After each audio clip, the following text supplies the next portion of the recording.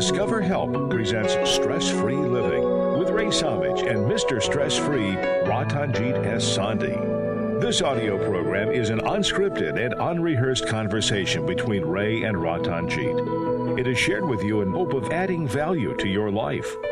We encourage you to listen to this program in its entirety to receive the full impact of its message. Sit back, relax, open your heart, mind, and soul to this edition of Stress-Free Living.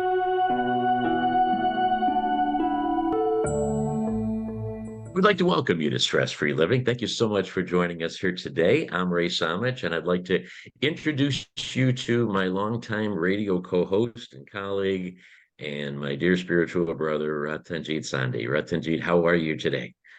Wonderful, wonderful, Ray. How are you? Excellent, thank you. And I want to welcome everybody, whether you are listening on the radio or live on our stream around the world, or perhaps catching us on our Stress-Free Living YouTube channel after the fact when we've recorded these shows and have them out there available for you, or whether you're part of our Zoom audience. And we have a number of new people today that are joining us on our Zoom audience, and we are especially grateful that you are taking some time to be with us and delighted that you are part of our show here today. It's good to be with all of you. Ratanjit, last week we talked about wealth. We talked about how it seems that some people have more of a propensity to enjoy all of the wealth that the world can offer to them, whether it's financial or whether it's gratefulness, satisfaction, contentment, whatever we kind of define wealth as. Although we especially zeroed in on kind of the traditional success wealth model, which would be oriented more to finance. But along the way, one word popped up a few times, and I wanted to really delve into that today on the show, and that is the word focus. Because it seems to me that in the world today, there's so much technology, there's so many different ideas that are being proposed and being pursued.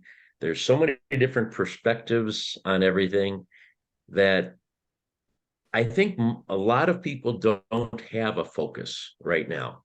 They are focusing on more than one thing, so they don't really focus on anything in the process. What do you think about the importance of focus in the day-to-day life? Is that a requirement for people to be able to attain success and fulfillment, or are we better off just kind of being more relaxed and taking the world as it comes? You have to understand the true meaning of focus. The focus really is a state and condition which is basically permit us to a clear perception and clear understanding. That is focus. If you don't have the clear perception or clear understanding why you are doing what you're doing, you will have partial focus. And typically, when what happens is the portion of our brain which basically allow us to focus is our prefrontal cortex, which is the main focusing thinking instrument the brain has, and which is basically it is there is a fundamental thing it requires to have the focus, which is there is a what you call neurotransmitter in our brain, which is basically called as dopamine. When you have good quantity of dopamine, you have capability of focus. Now, this dopamine, worldly exercise, you have you have good food, you have good supplement, you have this thing, dopamine can be increased. There's another side of thinking that if you have parked your brain in utter unconditional gratefulness, you will increase the quantity of dopamine. If you have unconditional thankfulness, gratefulness, automatically, most of the time we have conditional gratefulness. We are grateful if I have roof on my head. I'm grateful if I have family. I'm grateful if I have money. I'm grateful if I have health. There are so many reasons we are grateful, but we do not understand the meaning of unconditional gratefulness. All right, Ratanjit, you just like a beautiful tree, you've given me three distinctly different branches that we want to pursue. And I cut you off. You probably have a fourth and a fifth that I didn't let you get to because I can only focus so much. Okay. And I wrote down three things. So we talked about, kind of what a definition is. I want to go back to it. We talked about the part of our brain that enables us to have focus. And then you talked about more the spiritual aspect of unconditional gratefulness. So let's gonna rewind and go back to the definition that you start so that we're all on the same page. Clear understanding was what I wrote down. I think there was clear something else too for that. If you remember what the other word was, what was it? When you said what focus is when you defined it, we can just go with the clear understanding if you don't have it. Basically you have clear perception. Clear perception. Okay. So let's start with that. And then I want to get to the other topics there too, but let's start with that clear understanding and clear perception, because I think that's really a great place to start. It's so difficult to have that today because, as we were talking about before the show with some of our Zoom guests, you can find legitimate arguments and support for pretty much any thought process today. Just go online, Google whatever you think or whatever you possibly think, even if you're just the tip of the iceberg in terms of an idea, a viewpoint, a perspective, a thought process, and you probably can find other people to relate to what that thought might be, and eventually get evidence that said this is a good thought, this is a viable idea, this has been done, or this is being done, or this is being researched. And then you come up with the exact opposite and you put that in and you find where there's support for that. So how do you even find the clarity? How do you get enough information from one side of it that you can believe in and you can focus on? How can you clarify your perception of different things today? Because you can find, let's just take an example. Let's say that I'm running a business and I have a particular managerial theory about the best way to run this part of the business. I can find 10,000 books and resources on all the different ways to do it. How can I possibly choose one, clarify it, understand it, and go forward when I have all these other contradictory thoughts that are also in play? So that's where focus seems to be so difficult today. See, when you are in business, your perception and understanding, which is going to give you the focus, if it is basically, I am in business to make money, your focus is going to be only on making money. And you are going to have a roller coaster ride. You will succeed and you will fail, you will succeed and you will fail. and you will constantly end up blaming the economy or whatever, or the customer or this or the competition. So many things to blame. I don't have the right amount of money. I don't have this, and I don't have. So now, if your clear perception and understanding changes to adding the highest value to your customer and your employees and your suppliers, you will succeed. So that gives you focus of focusing on things which make a difference to your employees. Obviously, you make them happier, you make them loyal, you make them more productive, and constantly improving your product so that it adds the highest value to your customer. That becomes your perception and understanding. It'll give you a focus. So obviously there is a negative focus and a positive focus. When you are so afraid of failure, gives you focus.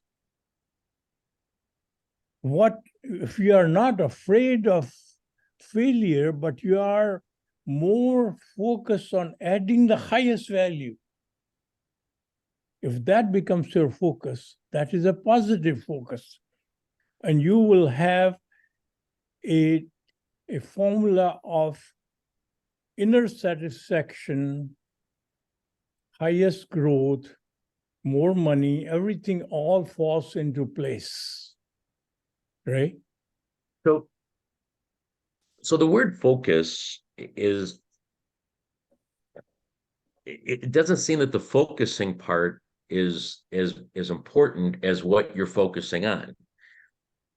All right. I mean, focus if you is have a byproduct of basically your intent to do the right thing, which if I want to be first in my class, that is my, and it will give me focus to study, focus to concentrate. But if I want to learn, that is my focus. You will have a different kind of focus. But let's take something as to understand this thought. We think of focusing when we're taking a picture, right? I mean, that's the way we use focus all the time. You focus the camera to take a picture. So if I wanted to go out and do a big report, and I wanted to have it be based on images, and I wanted to do it on the good things that are happening in the world, the beauty of the world. So I'm going to focus my pictures on all of the things that I see that are beautiful, that are giving, loving, serving, makes you feel fulfilled. I'm going to take 1,000 pictures of beautiful, wonderful things. Or maybe I wanted to prove that there's a lot of evil in the world. There's a lot of negative. There's a lot of bad things. And I'm going to do a report on showing all of the evil in the world and mean, nasty things. So I'm going to focus my camera and my pictures on all the evil things in the world. Okay, all the destruction and devastation and sadness and grief and everything else. So now I've focused on two entirely different things with my camera and my pictures. Okay. And I could now put this report together and I can submit one that focused on good and one that focused on evil. And both of those could be sold. Both of those could be taught. Both of those could be seen. There isn't one that's better than the other in terms of the quality of the presentation. There isn't one that's going to sell for a lot of money and one that I can't even give away. They both have value in terms of the focus. So my point is that is the focus really tied to doing the right thing, or is the could we equally focus on doing bad things? See, Isn't the process of focus just a tool to be able to accomplish something else? Let me digress for a minute before I answer this question. Okay. Bad things in life must be managed, and good things in life must be nurtured. So if you manage the good things and nurture the bad things, what will you have? Only the bad things. What you nurture grows. What you manage shrinks. So it's like this. If you have an employee, if you want to improve that employee, there are two ways. Either constantly notice what she or he is doing wrong and pinpoint, hey, you are doing this thing wrong. So you are hoping that that person would improve. Now that is nurturing the bad qualities. Now we reverse that. If we nurture the goodness and manage the bad qualities, this is how you will do. You will always catch her or him doing things right. And then they say, gosh, you have done this report so well.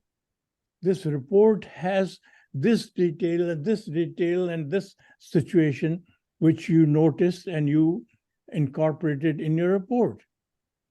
And then that gives you an opportunity to now manage the bad things. Then you say, gosh, with that much quality of clarity which you have, why don't you apply this quality in this aspect of life, this aspect of your work? Now, instead of criticizing the work she or he is not doing well, you have requested him to focus the same quality in that work. So then you manage the bad qualities and nurture the goodness. So what we have done is, in our reporting, in our news, you are in radio, what we do is we nurture the badness, nurture the bad qualities, nurture the murders and all the bad things. We don't manage them. We don't. Managing is always coming up with a solution for bad qualities. And nurturing is noticing and celebrating the goodness. So you said, I wanted to step back and talk about that. There was great value to what you talked about. And I love managing bad things, nurturing good things is tremendous. But I don't see the connection there with the focus. I will admit that radio, media, TV focuses on the bad things. The news stories are of the crime. The news stories are of the the poverty issues, of the negative things in our world, good people doing very bad things, and all of that is the focus of the TV news and the radio news and the internet news. So there is that focus, which kind of proves my point. If they were to focus on good things, there are a few like internet websites that just focus on good news, but nobody's watching those. Nobody's buying that. No sponsors won't advertise as much on the good news focus as they will on the bad news focus, because they know people watch the bad news. They really don't have the interest in the good news. I mean, that's just the fact. No, see, once you are focusing on managing the bad things, and when you focus on nurturing the goodness, that is where the focus comes in. We're gonna have to take a break because I'm not getting it yet. I'm not understanding exactly what you're saying. And we're still on the first of the three branches. So we've got my work is cut out for me here today. This is stress-free living. We're trying to reduce stress in our lives by understanding some of the basic questions that happen in our life. And focus, I think, is one of those. So Ratanjit, you think about it a little bit more. We'll come back in just a moment and return to our thoughts about how important focus is in our life. This is Stress-Free Living. Please stay with us. All right, everybody, we've got about 90 seconds, and we welcome anybody who has a thought or an idea to throw them out and throw out those ideas, and I can bring those to Ratanjit's attention. If you have a thought, please say it now, or a question. Just a comment. The good and bad is basically for the perception of the media to advertise and make money. So their focus is not on telling the truth, but on making money. So they are correct in focus on that side, because that is how the sponsors and other things which you talked about, they work. Right. But as a person, as a humanity, it should be on facts. Thank you. Thank you. Who else has a quick thought? Stephen, or you question? have an idea? Energy. It's about where you want to direct your energy. And so I can appreciate what Ratanjit is saying. Where are we going to place our energy? Are we going to place it on the good things, or are we going to place it on the bad things? And I agree 100% about you got to manage the bad things, because I deal with so much of that bad things happening to good people in my work. And so it's an energy issue for me. And yeah, you do have to nurture the good things, because there's that balancing that has to come in so that people don't lose perspective of how life has been good to us in many ways. And with other people, it hasn't been so good. So, you're always balancing these things overall, Just talked to someone last night, real quick. Talked to them last night. They called me about midnight telling me they were going in this morning for a kidney transplant. And they've been suffering with a kidney ailment for about 3 or 4 years. But they got the call. And so all their energy was directed toward the positivity of what will happen this morning at 8 o'clock. And so we prayed about it, talked about it, but that was a good thing. They were happy, but they were also kind of fearful, about what was going to happen. So I had to direct positive energy toward them to nurture that this was a good thing that was happening, as opposed to what could happen negatively. We're back on Stress-Free Living. Thank you so much for joining us here today. In between our segments, we're able to converse with our various Zoom guests that are joining us. We delight in doing that. If you would like to be part of our Zoom audience that is live during the actual forming of these shows, please let us know, and we'll be happy to send you that link so you can be part of the conversation.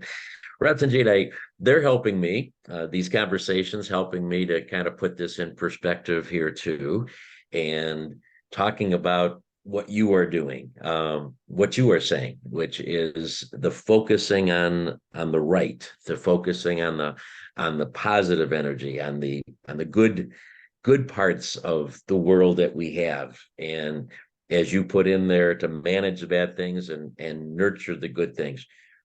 One of our guests here brought up the idea of energy as part of the focus, and I always looked at those as two different things. I mean, again, taking a camera doesn't have energy. It has the ability to focus on a picture, but it doesn't have energy to do the focus. But the photographer who's using the camera can certainly provide energy in terms of what they want to see, of what pictures they want to take to focus on. So let me ask you, is it a necessary parallel? Is it necessary that if we're going to focus on something, that there's an energy that's driving it, that there is a perspective on what we want to accomplish with that focus? Or again, can we focus on the wrong things? Can we focus on using that camera without the proper mission? Basically, you think that you can focus whatever you want to on, right? Right. You cannot focus until you have clarity and a purpose. That is why a lot of people cannot focus. Success happens when you can focus. A lot of people cannot achieve their success because they cannot focus. So please understand that by by wishing that I can focus on something, you cannot. Focusing is a byproduct of an incentive, which is either caused by negative energy or positive energy. When you are in a school and you are afraid of failing, you sit down and study and you try to focus. And of course, you focus and try to study because you are afraid of failure. That focus is not really a good focus, will not give you the kind of energy which is required to really focus. When you are interested in a subject and it is empowering you, you enjoy learning about the subject, you automatically have a focus. Again, your mind, which is allowing you to focus, requires basically this neurotransmitter, which is called dopamine. Without that, you cannot focus. Okay, we got to start reeling this in here so we can understand this. Are you saying that it's impossible to focus on things that are not with a positive intent, are not with a search for the truth, a search for goodness, a search for righteousness? Are you saying that, for whatever reason, our bodies will never truly focus on things unless they're tied to a positive mission? Because there's people that are focusing on evil all over around us. I mean, there's people that are, that are focusing on, on crime and deception. And I mean, they live their lives in that scope. So they seem to be focusing on it. They focus for months on how to rob a bank. Focus comes from, as I said, either through negative energy or positive energy. Both will focus you. Okay, they both will focus you. Okay, so we're clear on that. So you can focus on bad things. Yes. Okay. Yeah, but that focus is basically depleting you. That focus is basically making you empty, making you hollow. And go ahead. Okay, I know that I'm all over today on this, but I'm really trying to understand. I'm trying to focus on this. It's something as simplistic as robbing a bank. Okay. A really good bank robber is going to focus on understanding the security system and the timing of when the delivery of money comes in and the money's taken out, and when the biggest customers come into that bank that have the biggest cash deposits. They're going to really focus for months, maybe years, on this heist and how they're going to pull this off meticulously.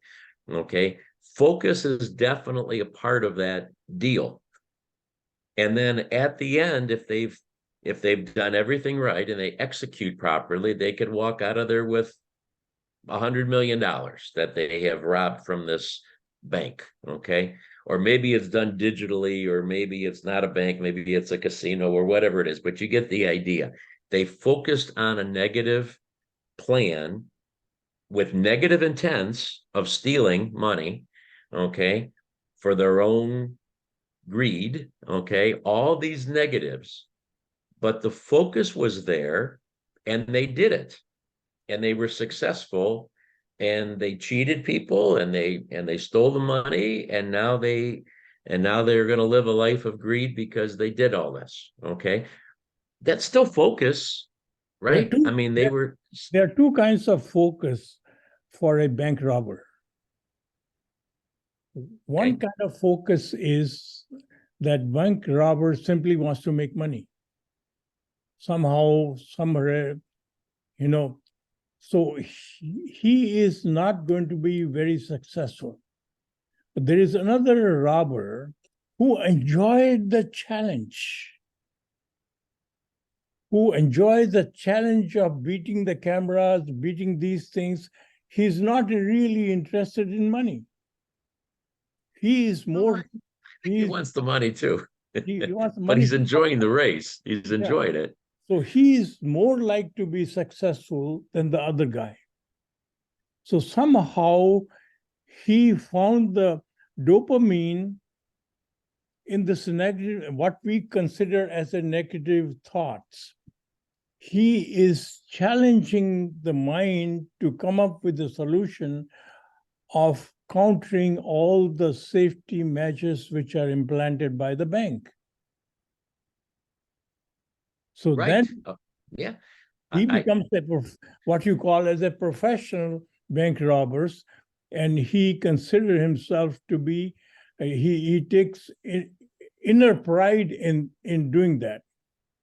So somehow or other, if you convert any task and address as an internal mission, which you take pride in, it creates dopamine for you.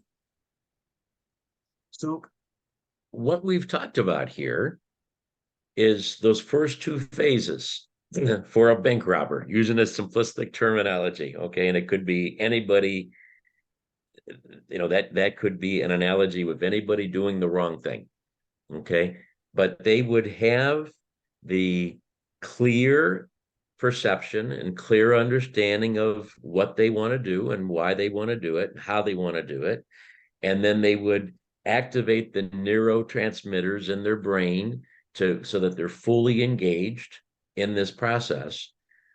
And they very likely, with those two things happening, will be successful with what they focus on, even if that focus is for a bad thing, right? Even if it doesn't have a positive intent, even if it's not adding the highest value, it is possible to engage all of that and focus on the wrong thing. Which is happening around the world. Okay. So focus is a tool. It isn't, I mean, I know you keep wanting to align it to adding the highest value, but like you said, all over the world right now, there's a lot of people focusing on bad things.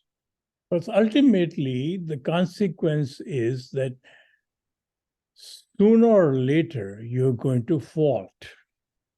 Sooner or later, this bank robber who is very good at that is going to be caught.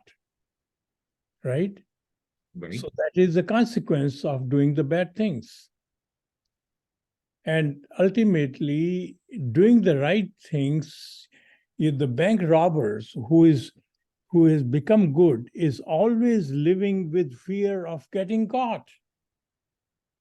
So either you live with when you do the wrong things, you are constantly infested with the fear of being caught, fear of this. So if you want to live a life free of fear and totally elated and enjoy every living moment of your life, Your focus has to come from adding the highest value, not from adding the highest value doing the wrong things. You have to admit this, there are a lot of people that find more excitement in the adventure. I mean, you look at race car drivers that are going 200 miles an hour. I mean, most normal people will say, I'm not going to take that risk of traveling at 200 miles an hour. There's great risk with that. That same analogy could be for that bank robber or whoever it is that enjoys that risk, enjoys not getting caught, enjoys the possibility that they could get caught. I mean, isn't that part of the driver? Isn't that part of the energy and passion that you use along with that focus that makes that race car driver so good? It is giving you neurotransmitter dopamine. Basically, Right, this is right. an addiction. All our addictions are basically because we get addicted to this high of dopamine, which feels you good, makes you feel good. Mm-hmm.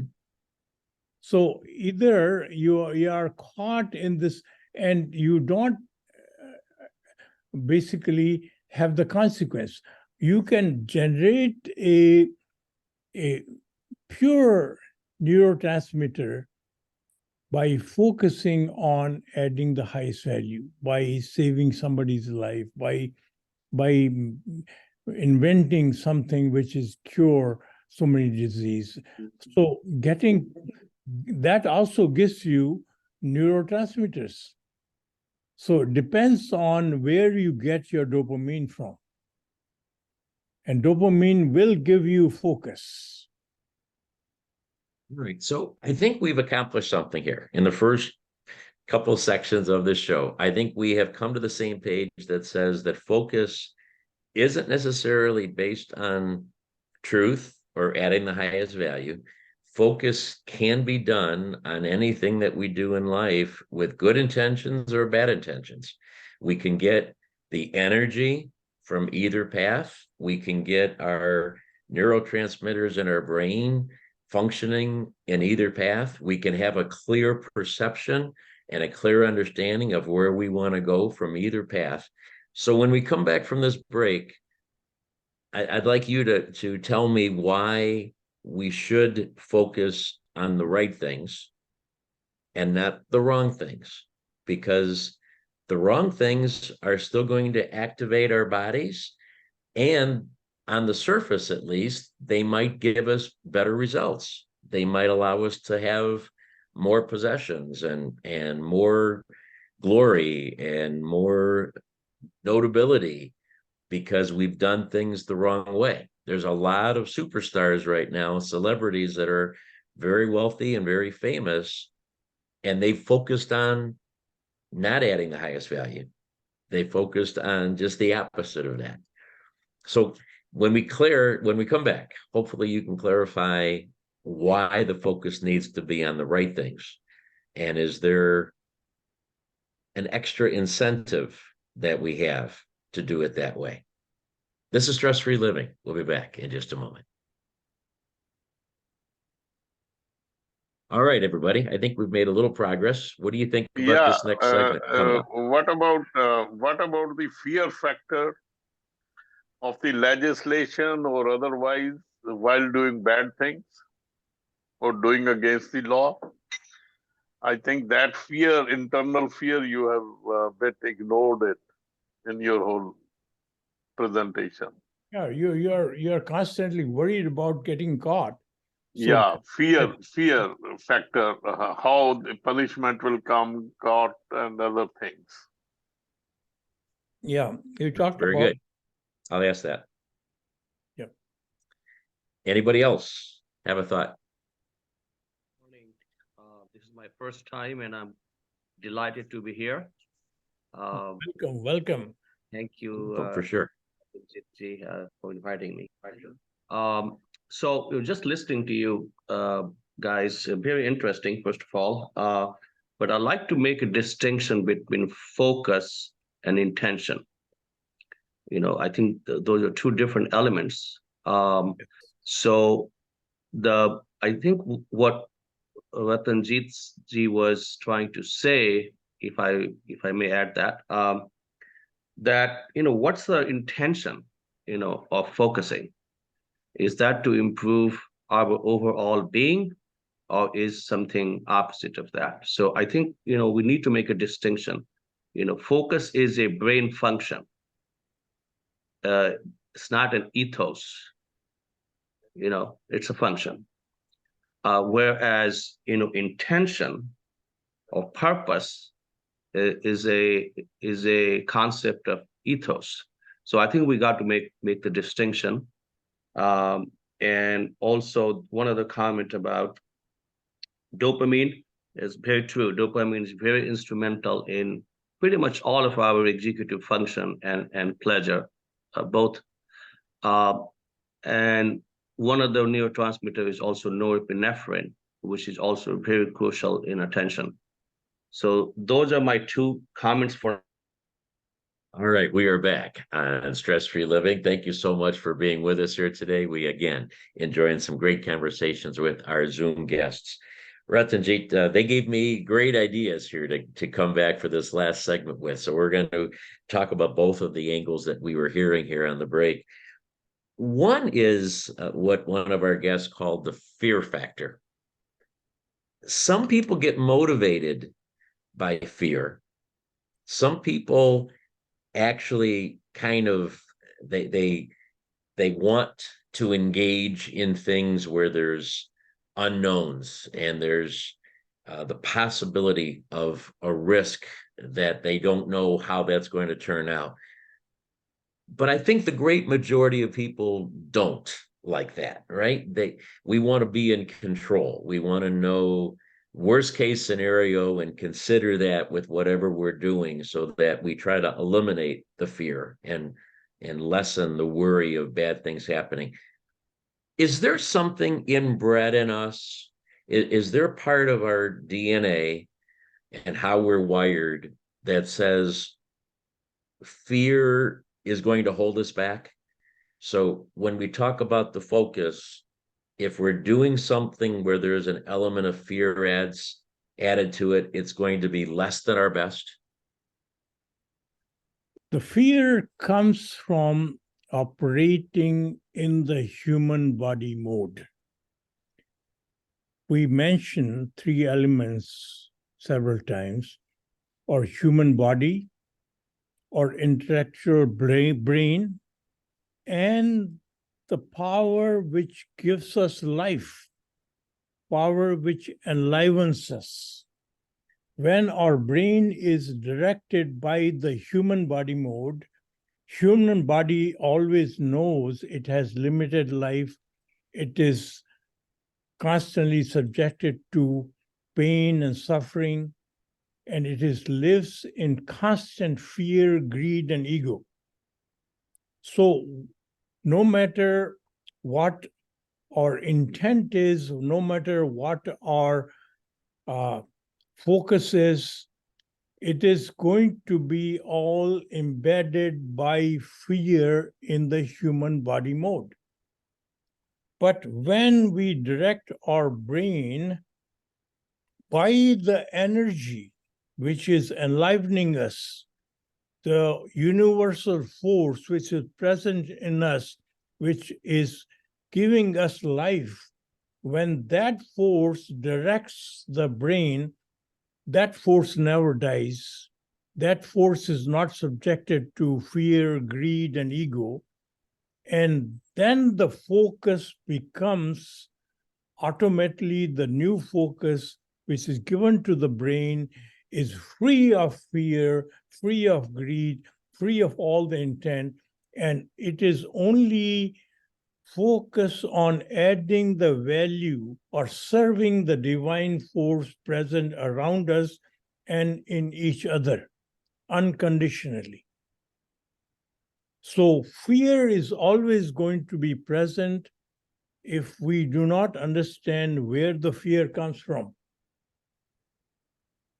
Right? Does that fear, though, lessen the focus? I mean, we're talking about focus here today, and we're not talking about the intent for a moment. We're just talking about that clear brain function of focus. Yeah, focus Does is fear going to, lessen that? yes, fear is going to get, when you are when you have a fear of losing a job, you will have the focus of completing the job. When you have fear of failing in the exam, you will have the focus of studying. When your focus comes from serving the universal power present around us, you have higher elevation of understanding the studies you are doing, because you are now utilizing the studies to add value.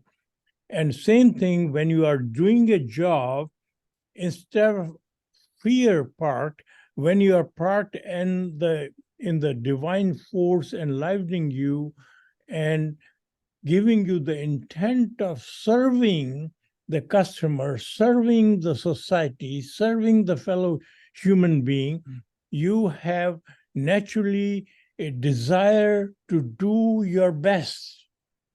You are never satisfied by just completion the task. You are constantly part in making your best better. And that does not come if you are operating in the human body mode. That only comes when your brain is directed by the universal energy. It was just a couple years ago that we had a local team that you and I were both fans of, and they played very, very well. And then when they came to the ultimate last couple of games, you told me you think the reason they lost, which unfortunately they did, was because they stopped from playing to win and they went to playing not to lose. Okay. And you, I remember the conversation we had about that. And I says, isn't that the same thing? If you play to win or you play not to lose, isn't that just the different, the same way of, or a different way to say the same thing? And you said, no, there's a big difference. Maybe that would help me understand this again. If you have a fear of losing, that's different than a focus on winning, isn't it? Does that brings different things about within us if we're concentrating on not losing instead of concentrating on winning? Yes, it is kind of, when you are focusing on not losing, you are basically taking care of your fear of losing. When you're focusing on winning, which is defeating others, you are focusing on your ego. They are both directed by your human body mode. When you are performing your best, the result is going to be winning. If you are not focused on the result, but every act you perform doing your best, you are going to win ultimately. And that is directed by your universal force, which is free of ego, fear, and greed. And once you are free of ego and greed, you begin to perform every task in its very fraction. You end up doing everything you do as a best. You don't end up worry about the result of final goal of winning or losing. You are getting satisfaction by doing every task momentarily, which is you are living in the present and doing a task best you can do and higher than better you can do on a given moment, every moment. So let's review a little bit here now, because I think this is starting to make a little more sense to me, and I hope to our audience as well. We do have an equal ability to focus on doing right or doing wrong. Not Both equal. of them. Not equal. we're not talking about the intention now. I'm not yet talking about the intention. I'm talking about doing A or doing B. Okay. We can choose on what to focus on. And we can choose on focusing on robbing a bank, or we can choose on focusing on giving our life to serve the poor. We can focus on either of those things. And from a physical body standpoint, we could get excited about doing either of those. We could engage our neurotransmitters. We could find the information to support either one of those actions and clearly go after those. I mean, that's what we've been talking about here. We have the ability to focus on either of those things in our human body mode, right? Yes. Okay. The purpose, the intention, though, is what would elevate that focus to take it way beyond what we could do within that human body mode. I mean, that's the distinguishing factor, is what that intention is. And if that intention is on fear, or if the intention is on greed, or if the intention is in any way only tied into our human body emotions, that's the limiting factor. That's what takes it from being world changing to just being a human focus. Basically, let me go back to the things I said initially. Okay. So focus comes to us when we produce neurotransmitters in our body. Right. Like dopamine. But there are two ways to produce dopamine or neurotransmitters. One is through our normal channel, which makes you feel better, which makes you, gives you challenge and those kind of things, which can come under fear and greed and feeling good about it. There is another way to produce those neurotransmitters, is practicing unconditional gratefulness.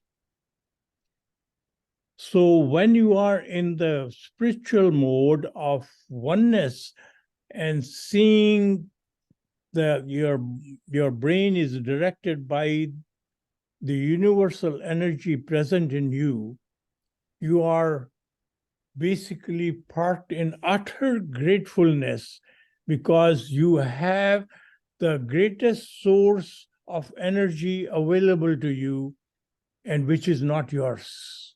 It is availability of that source makes you grateful.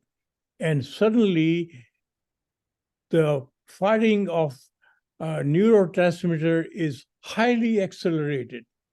And you are any moment, any task which is going to add the highest value, you have desire to do better. You have desire to make a difference. You have desire to add the highest value. And as a consequence of that, you are going to feel more grateful that the energy has allowed you to do that. Instead of feeling higher ego, instead of feeling I'm better than others, you are constantly feeling more grateful. So this constantly would allow you to generate more neurotransmitter once you are parked in utter gratefulness. That seems to be, among other things, a litmus test for the whole ability to focus. Because if I'm saying, hey, I can focus on this or this, and I'm choosing, I can probably, again, justify my argument for why I would focus on A versus B. But if I'm in a utter gratefulness mode, I am pleased with where I'm at. I'm not looking at what I would be able to obtain by this focus. I'm already in a point of total gratefulness for where I am at in the moment. And if that allows me then to continue to focus on something else in that state, then I know I'm doing it for all the right reasons, right? I'm not doing it for greed. I'm not doing it to get more power or to get more money, because I'm already parked in total unconditional gratefulness. Maybe that's kind of our litmus test of what we should focus on or not. Can we do it from a state of, I'm already fulfilled beyond my wildest dreams? Again, it is the habit which direct us, not the knowledge.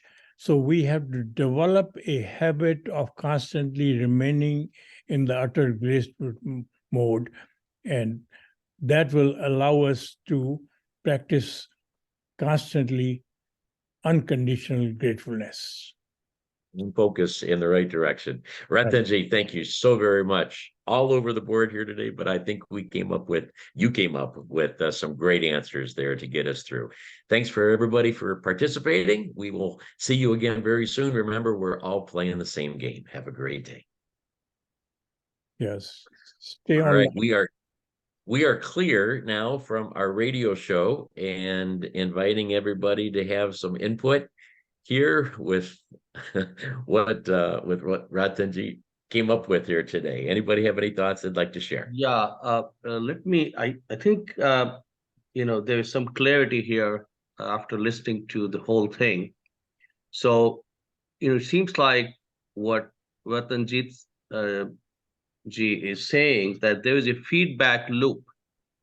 So if you achieve unconditional gratefulness, then that enhances our dopamine in the brain, especially the prefrontal cortex. Yes. And that actually improves our focus. And does that make sense, Ratanjit ji? Is that? Yes. Yes. Yeah. That So focus is pure. That focus is sustainable. That yes. focus is constant. Right. And the more focused you are on the right things, the unconditional gratefulness is actually gets enhanced even more. Yes. Therefore, you get more dopamine. So it's a feedback loop. Yes. That's what you're talking about. Absolutely. And if I may interject about one other topic, which highly related to this, and actually I have put that in practice very recently, is meditation. Yes. And there's a lot of scientific evidence that actually meditation improves dopamine by as much as 65% if you do it regularly. That's a huge increase in dopamine. So I'm going to stop there. I want to hog the time here, but quite interesting stuff.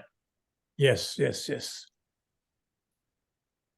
Meditation basically ultimately. Thank you for sharing that. Very good. Yeah, meditation. I just want to make a comment on meditation. Anytime we direct our mind into thankfulness, gratefulness mode, we are really meditating. That's the whole essence of meditation, actually. Yes. Yeah. So what I said, being grateful, unconditional grateful, you are in the meditative mode. Yes. Yes. So I had made a comment that I thought it was kind of a litmus test if we are able to focus on the right things in a state of total gratefulness, unconditional gratefulness. But more than that, it's also the motivator. Then it actually is the propellant, because it gets those neurotransmitters going in that right direction. So, it kind of, in a way, it's a compass, but in a way, it's also the driver, the energy that drives us to then accomplish whatever we're focusing on. Absolutely. Yeah, and that is exactly why people who do meditation regularly, they will tell you that they have to do it every day, because it's the feedback loop. They don't want to miss that. Yes. And in that so-called high is actually much more pervasive than you get one from, let's say, exercising, jogging. It's much more pervasive. Isn't that just seems so contradictory, right? That because you would think that the physical energy would actually be a major propellant, but it's actually the mental and the spiritual aspect that is so much more than the activity, the exercise. Mind over matter. Yes, truly, yeah. Very good. Liz, I'm glad you joined us here at the end, and sometimes you catch the best part at the end anyway with the conversations just shared here. Apologies for being late. I normally have an 8 to 10 a.m. commitment, so I didn't want to interrupt the live call, but I'm glad I can join for this part. And so thank you for joining. Yes. Who else has a thought that they'd like to share on anything? Margaret, we're good to have you too. Thank you for being with us. Oh, thank you. Thank you. Thank you. So you have any comment, Margaret?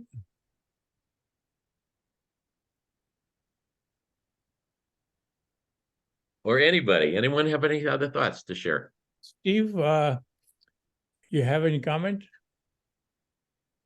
Oh, unmute yourself, please. Actually, this is Margaret. I'm sorry I was muted. I just feel so bad because I had dinner with Ratanjit Thursday, and I asked about the show. I was trying to get back in. I didn't know this is on, and I keep pushing the button. It turned out it's not a button to be pushed. So I felt so bad. I know nobody missed me, but I missed this group, so thank you for reminding me that this group is still on. And thank you so much. Yeah, thank you. Thank you. Now you have it. It's the same every week. So once you're in, you're always in. You're part of the group. Thank you. Right. So do we get notification each Friday or something? Yeah, send me your, my email is ratanjit@discoverhelp.com. Okay. Help is HELP. Ratan, RATANGIT @discoverhelp.com. So once I have your ID, then I can send you. Yeah, I'll send you an email. Thank you. And what that does is he'll put the title of the show, so you know what we're going to talk about. And also, once in a while, we don't do a live show, so it'll also tell you that it's a pre-recorded show. So you know then that there's not going to be a Zoom call that weekend because it's a pre-recorded show. But at the same time, you don't need that because it's the same link. We use the same exact link every single week. So now that it's in your computer, you can just click on that same address for the Zoom. It always is the same one. Okay. No, pre-recorded show, you can still hear them by on the internet, but it's not on the Zoom. Yeah. Right. Okay. Stephen, we're apologizing. We had cut you off. Oh, that's okay. Can you hear me okay now? Yeah, yes. I was just going to say the point made by meditation, I think, is critical. It's so important. I mean, that quietness, that time where you can come to a place in your thoughts and shut down all the noise around you, I think helps us focus. And I think it can energize us as well. So I just really appreciate hearing that point about meditation, because there's this grind culture that we find ourselves in constantly, and there's a resistance to rest when we've got to rest our brains, we've got to rest our bodies. And so meditation goes a long way in helping in that process to get out of this grind culture. One of the way they recommend meditating is you concentrate on your breath.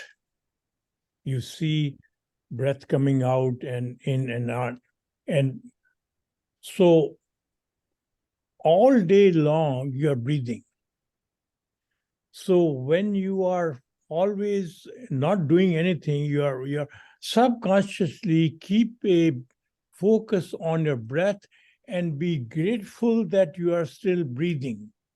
So that is incentivize you to be in part in gratefulness and meditate it constantly 24 hours by subconsciously thinking that I'm still breathing and noticing the breath.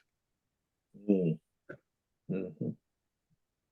And one of the things, having come from India and grown up there, the concept of mantras, that's just, it's about focusing on something. Yes. And that is a meditative state as well. So it's a very powerful thing. It's on surface, it seems like, oh, it's focus, but it isn't at all. Yes. Yes. Mhm. Another thing, because it's so cool that everything we're talking about is spirituality, but it's also the concepts I study in the field of positive psychology. So it's so backed in science. And one of the things, if you're experiencing like a negative emotion or you're feeling like like that knee-jerk response, if you just focus on your breath, like 3 deep breaths, it interrupts that negative emotional thought pattern and it brings you back to the present moment and centers you. And so that's something that has really helped me. Like, I have a young daughter, and if she does something that upsets me, if I can just interrupt that whatever upset me, I can then be present and clear-headed and respond appropriately, if that makes sense. So that also can help you. You can meditate. Just 3 deep breaths is a meditation as well. Yes. Wonderful. Thank you. Thank you. See, the focusing actually distract ourselves from all the bad stuff around us, and that is the physiology behind it, of all of meditation. And so it's quite powerful. Thank you.